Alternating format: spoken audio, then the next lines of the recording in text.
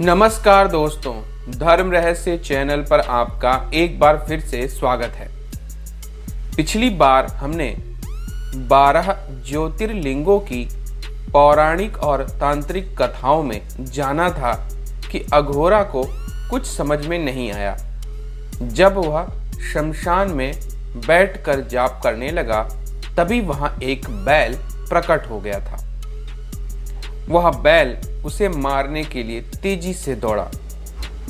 तब अघोरा ने साधना छोड़कर भागने की सोची, लेकिन तभी उसके मन में एक ख्याल आया कि इस प्रकार अगर भगवान शिव की यही इच्छा है तो मृत्यु भी आ जाए, फिर भी वहां से हटना नहीं चाहिए। इसलिए उसने भगवान शिव के मंत्र जापों को चालू रखा और उस स्थान को बिल्कुल भी नहीं छोड़ा। बैल ने आकर जोर से अघोरा को टक्कर मार दी। अघोरा दूर जाकर गिरा। तभी वहां पर एक बूढ़ा आदमी प्रकट हुआ। उस बूढ़े आदमी ने अघोरा से कहा, यह बैल बहुत ही खतरनाक है। मेरे गांव में इसने बड़ी ही हलचल मचा दी। तुम्हें इसके सामने से हट जाना चाहिए। यहाँ रहकर तुम केवल इसके कोप का भाजन बनोगे और तुम्हारी मृत्यु भी हो सकती है। तब अघोरा ने कहा, बाबा, यह शमशान तो भगवान शिव की कार्यस्थली है, इसलिए मैं इस स्थान को छोड़कर नहीं जाऊंगा। मैं अपना जाप यहीं बैठकर पूरा करना चाहता हूं। तब उस बाबा ने कहा, चल ठीक है, लेकिन अगर तेरी मृत्यु हो गई तो तू कैसे अपने लक्ष्य को प्राप्त करेगा?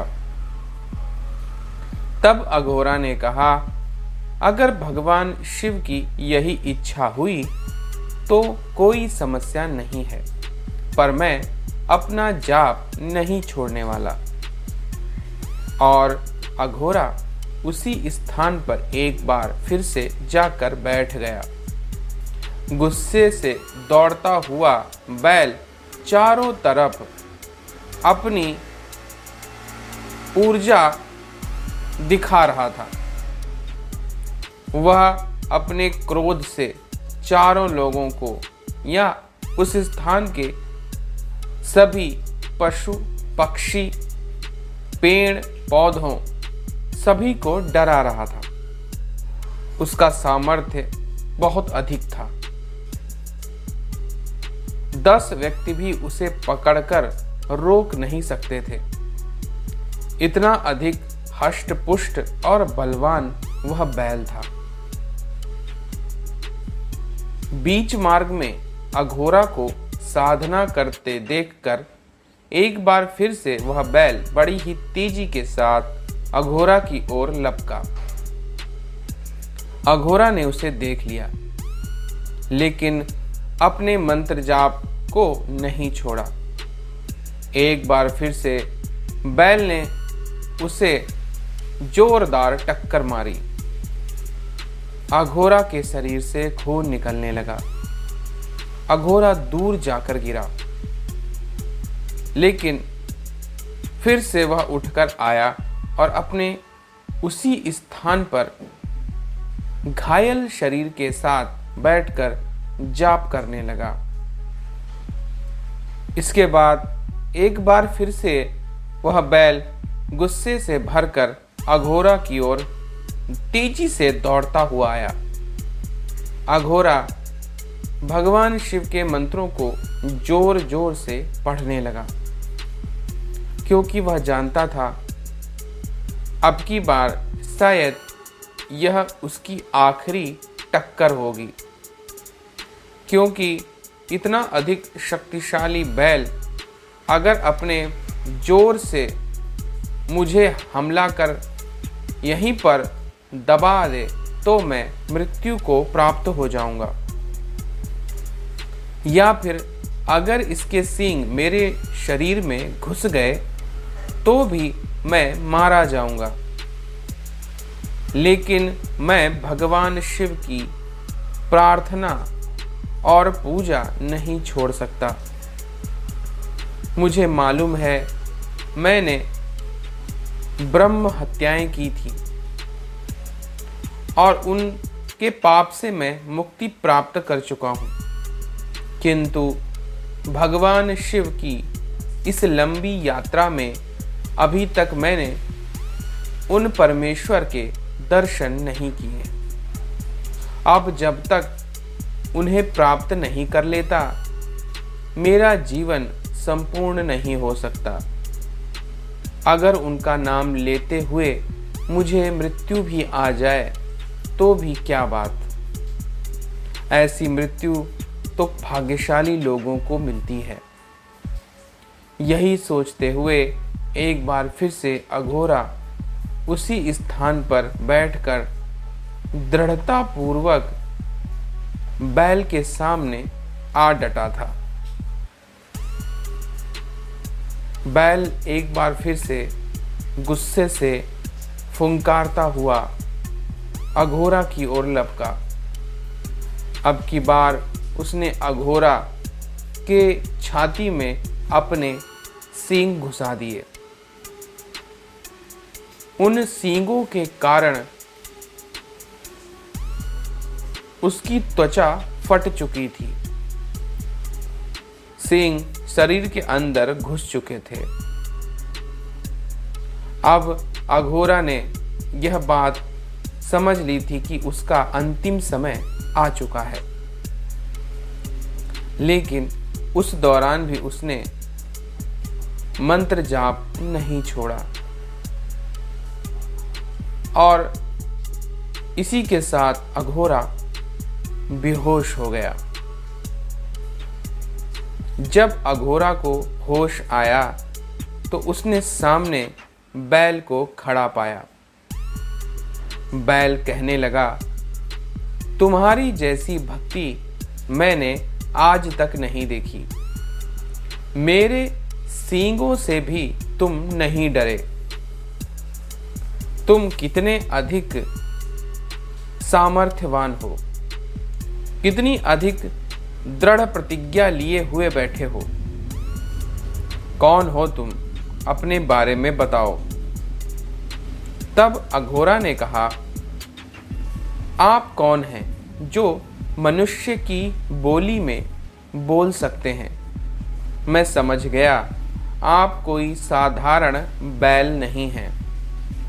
आप कोई दिव्य शक्ति हैं, कोई यक्ष होंगे। क्या मैंने सही कहा? मेरा नाम अघोरा है। मैं यहाँ भगवान शिव के दर्शन की प्राप्ति हेतु और अपने पापों से मुक्ति के लिए बैठा हूँ। तब उस बैल ने कहा, मैं सब जान गया।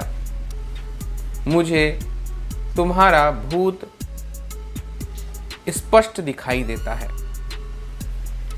तुमने कई सारी ब्रह्म हत्याएं इस जन्म में की थी और इससे पूर्व भी कई जन्मों में कई सारे पाप किए हैं, लेकिन मेरे द्वारा घायल किए जाने के साथ ही अब तुम उन सभी पापों से मुक्त हो चुके हो। मैं कोई यक्ष नहीं हूं। मैं एक साधारण सा सेवक हूं अपने भोलेनाथ का। अघोरा ने कहा, आप साधारण तो हो ही नहीं सकते। आप जो भी हैं मुझे अपने वास्तविक रूप में दर्शन दीजिए। इतना कहते ही अब अघोरा के सामने साक्षात नंदी महाराज खड़े थे। नंदी महाराज ने हंसते हुए कहा, मैंने तुम्हारी पूरी परीक्षा ली है। भगवान शिव के कहने पर ही मैंने तुम्हारी पूर्ण परीक्षा ली है। अब तुम शिवलोक को प्राप्त करते हो। और देखो इस आकाश की ओर, जहां से मेरे स्वामी अब तुम्हें साक्षात दर्शन देंगे। अघोरा ने अपनी आंखें उठाकर देखा तो महाविशालकाय रूप में भगवान शिव साक्षात सामने खड़े थे। पूरी पृथ्वी को घेरे हुए महाविशाल रूप में भगवान शिव उसके सामने साक्षात हो चुके थे। भगवान शिव ने कहा, तुम्हारी यात्रा, तुम्हारे अच्छे कर्म और तुम्हारा पुण्य सब मैंने तुम्हें प्रसाद रूप में देने का निर्णय कर दिया है।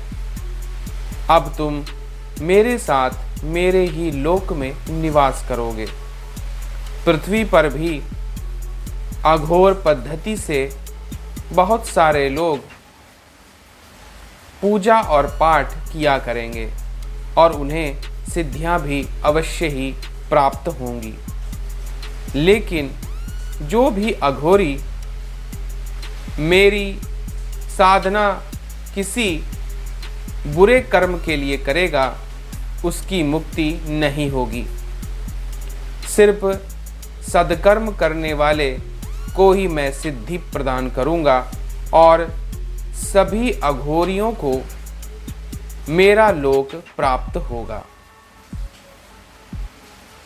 बस उस अघोरी को अधर्म करने से बचना होगा।